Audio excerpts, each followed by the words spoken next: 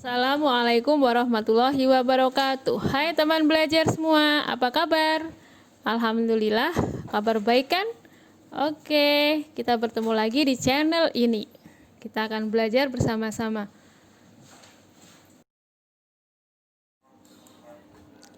Untuk teman belajar yang sudah subscribe, terima kasih ya. Bagi yang belum, caranya mudah, tinggal klik tulisan subscribe, bunyikan loncengnya.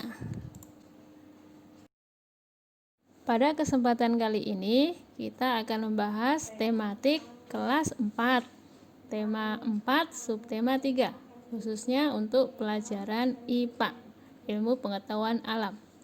Baik, sebelum kita mulai, kita ucapkan basmalah bersama-sama dulu yuk. Bismillahirrahmanirrahim.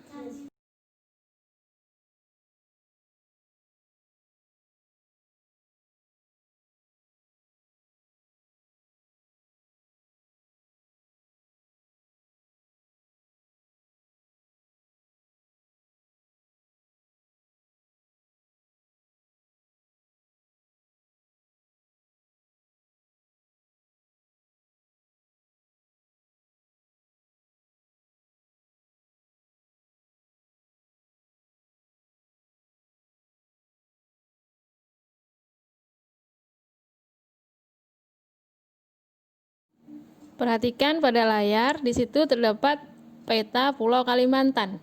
Ya, pada bagian yang gelap menunjukkan adanya pohon, sedangkan bagian yang terang menunjukkan hutan yang sudah gundul.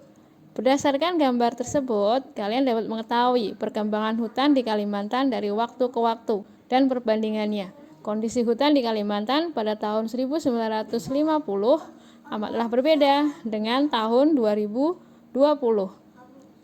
Nah, kita akan mengetahui faktor penyebab berkurangnya lahan hutan. Yang pertama, terjadinya penebangan hutan secara terus-menerus. Kemudian yang kedua, terjadinya kebakaran hutan. Yang ketiga, hutan beralih fungsi menjadi lahan pertanian atau perkebunan dan bahkan pemukiman penduduk. Padahal kita tahu bahwa hutan banyak memiliki manfaat bagi manusia ataupun hewan. Yang pertama, sebagai sumber oksigen bagi kehidupan. Manfaat yang kedua yaitu sebagai sumber bahan baku barang-barang kebutuhan manusia. Yang ketiga, sebagai habitat atau tempat hidup bagi hewan. Yang ketiga, sebagai resapan air. Untuk itu, ada beberapa usaha untuk melestarikan hutan supaya kita dapat memanfaatkannya. Yang pertama, yaitu kita melakukan reboisasi atau penghijauan kembali hutan yang gundul.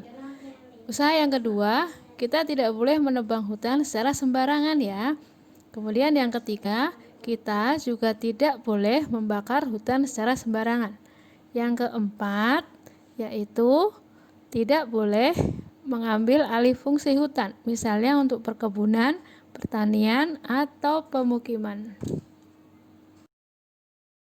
Baik, sekarang kita masuk ke materi IPA pada bab pemanfaatan barang bekas. Kita tahu bahwa di sekitar kita terdapat banyak botol plastik bekas yang bisa dimanfaatkan sebagai tempat pensil. Kemudian ada koran bekas, bisa kita manfaatkan sebagai tempat kotak tisu. Kemudian ada kardus bekas, bisa kita gunakan sebagai tempat pensil. Dalam pemanfaatan barang bekas, ada hubungannya dengan bagaimana cara kita mengelola sampah. Di sini ada beberapa cara yang kita kenal dengan 4R. R yang pertama yaitu reduce. Kemudian R yang kedua reuse, yang ketiga R recycle. R yang keempat yaitu replace. R yang pertama yaitu reduce. Artinya mengurangi. Maksudnya adalah kita mengurangi segala sesuatu yang mengakibatkan sampah. Contohnya yaitu kurangi membeli minuman kemasan botol. Jika minuman sudah habis, botolnya hanya akan menambah sampah. 4R yang kedua yaitu reuse. Maksudnya menggunakan kembali. yang artinya adalah kita menggunakan kembali sampah yang masih dapat digunakan untuk fungsi yang sama atau fungsi yang lain.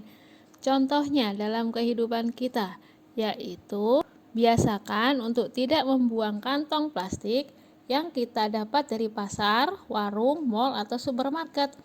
Karena kantong plastik tersebut sebaiknya dikumpulkan agar dapat digunakan kembali apabila kita membutuhkan kantong untuk membawa barang. 4R yang ketiga yaitu recycle. Maksudnya adalah mendaur ulang, yang artinya bahwa kita mengolah kembali sampah menjadi barang atau produk baru yang bermanfaat. Contohnya pada kegiatan sehari-hari yaitu melakukan pengolahan sampah organik menjadi pupuk kompos. 4R yang terakhir yaitu replace. Maksudnya mengganti. Artinya adalah mengganti penggunaan produk ke bahan yang ramah lingkungan. Contohnya dalam kehidupan sehari-hari, mengganti kantong plastik belanja dengan tas berbahan kain yang dapat digunakan kembali. Sekian materi kita kali ini. Mohon maaf jika ada salah kata. Terima kasih atas perhatiannya. Sampai bertemu kembali di lain waktu. Tetap semangat belajar ya teman. See you. Wassalamualaikum warahmatullahi wabarakatuh.